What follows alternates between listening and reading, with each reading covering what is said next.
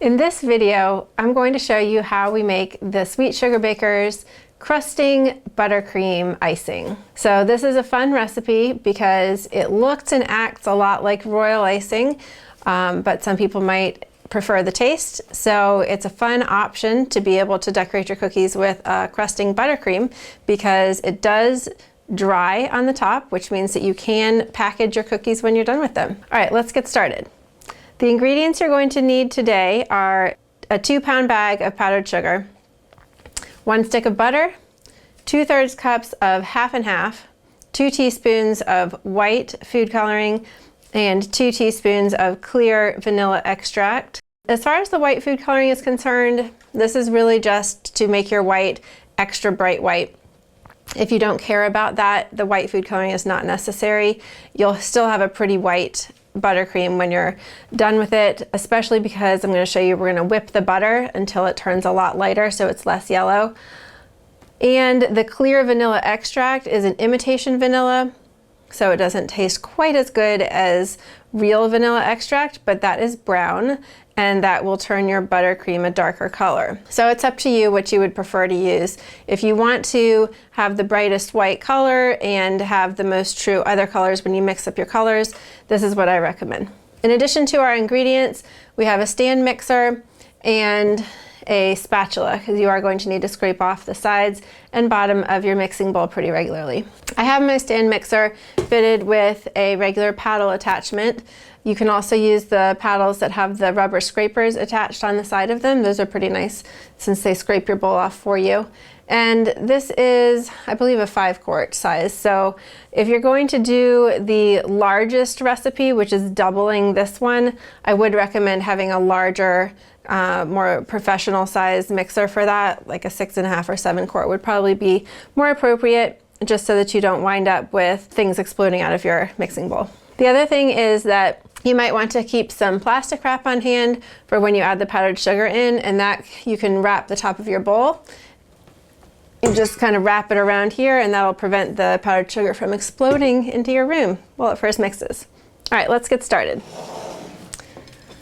The first thing that we're going to do for this recipe is put our butter in the mixing bowl. This is room temperature butter. You don't necessarily have to wait and let it sit out at room temperature. I honestly never do. I stick it in the microwave on the defrost setting and I just leave it in there for about 5 seconds at a time, rotating the butter around until it gets to the point where you can leave a dent in it with your finger, and then you know it's ready. Just make sure you don't accidentally melt it. All right, so first thing we're going to do here is we're going to whip up our butter. Like I mentioned before, you want to whip this for actually a while because you want your butter to turn a lighter color. The longer you whip it, the more it will turn into more of a white instead of a yellow. So we'll just keep an eye on it, and every once in a while we can stop and scrape down the bowl to make sure everything is getting mixed up.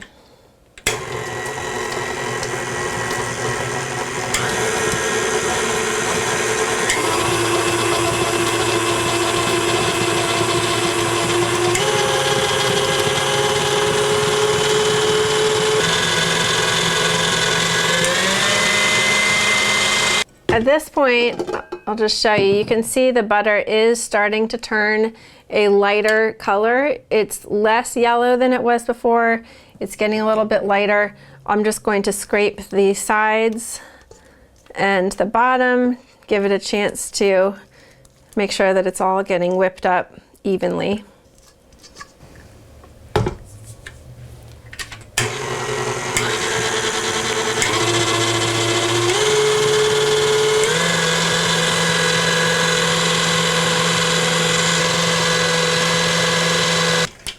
All right, let's check on it again.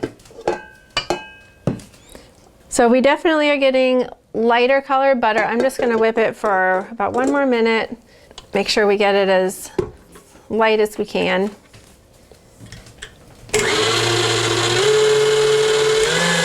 This looks great. Looks very light and fluffy.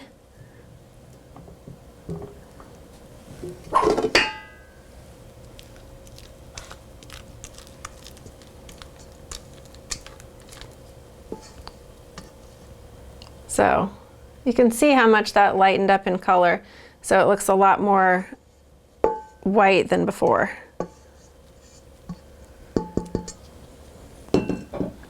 Okay, at this point we're going to add in the clear vanilla extract, 2 teaspoons, and the white food coloring. This is Americolor brand Bright White.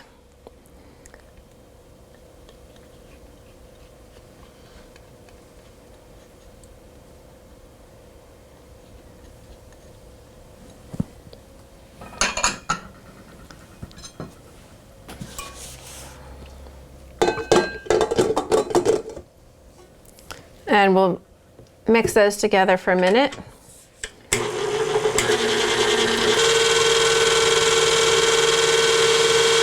So now it looks even whiter.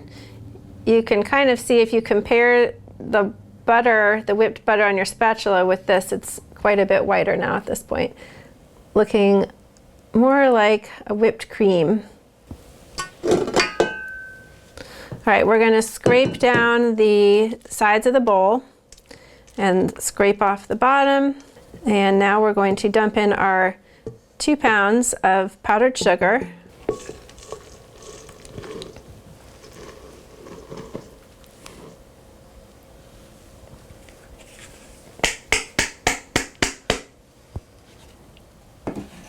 And then we're going to pour 2/3 of a cup of half and half on top. The recipe says 2/3 of a cup up to 1 cup, and I would recommend just starting with the lower amount, and then depending on what consistency you're aiming for, you can always add more. We will see how thick it is at this point. Okay, and I'm going to get some plastic wrap and just add a little bit here just to prevent the powdered sugar from going everywhere. Okay, just going to wrap that.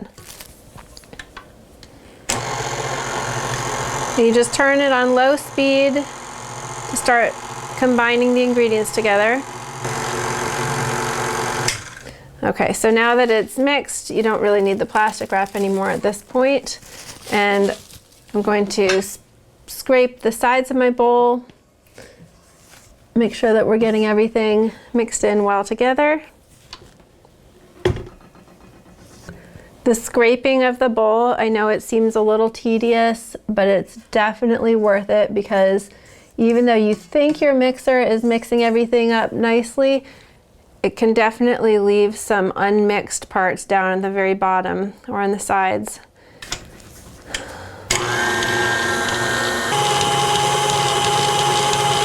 All right, this looks really nice, very whipped up, and you can see that it is, it's about at a stiff peak texture, which means you see how the icing is just sticking here on the beater. It's not falling off, and if you pull your spatula through it and pull it up, it'll leave a peak that doesn't necessarily fall down. So this is a great texture to start off with for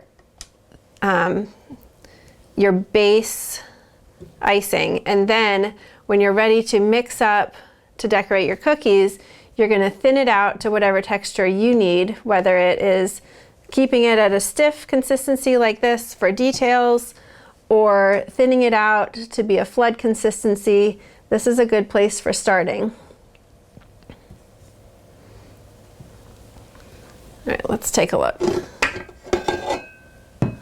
Okay, here we go. And I will one more time scrape the sides and bottom just to make sure everything is thoroughly mixed up. This is a beautiful looking buttercream. And there you can see how thick it is. It really sticks to the spatula for a long time before finally falling off. And then it has those stiff peaks that stay on it. That's exactly the texture that we're looking for to get started with our base icing. So at this point, because this is a crusting buttercream, it will crust over if you leave it out in the air. So I do recommend putting it in some type of a bowl or container that you can cover with plastic wrap or a lid to keep it from crusting over until you're ready. All right, so there you go. That's our crusting buttercream recipe. We've got it all done and ready for mixing it up into our colors and the right consistencies to decorate our cookies. Thanks for joining me. I'll see you next time.